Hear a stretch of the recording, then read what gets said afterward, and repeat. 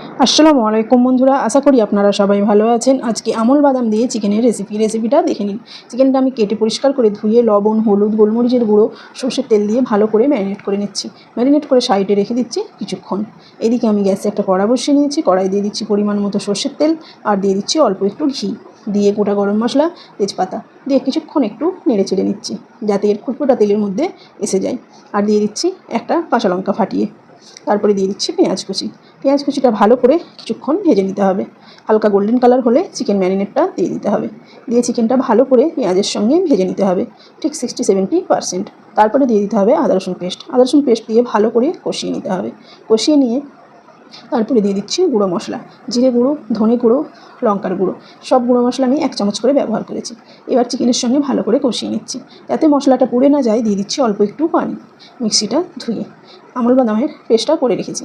আর তাতে আমি গোটা পাতে কিচমিচ ব্যবহার করেছি। চিকেন ভালো করে কষানো হয়ে গেছে। এবার দিয়ে দিচ্ছি আমল বাদামের পেস্টটা, দিয়ে ভালো করে আবারও কষিয়ে নিচ্ছি। আর দিয়ে দিচ্ছি কয়েকটা কাঁচা লঙ্কা কুচি। কাঁচা লঙ্কা কুচিটা দিলে ফ্লেভারটা খুব ভালো আসে। আর দিয়ে দিলাম অল্প একটু পানি, দিয়ে ভালো করে নেড়ে চেড়ে ঢাকনা দিয়ে মিনিট 5 কুক করে নিচ্ছি। যেমন গ্রেভি খাবেন তেমন দেবেন, এটা একটু মাখো মাখোই ভালো লাগে এই রেসিপি।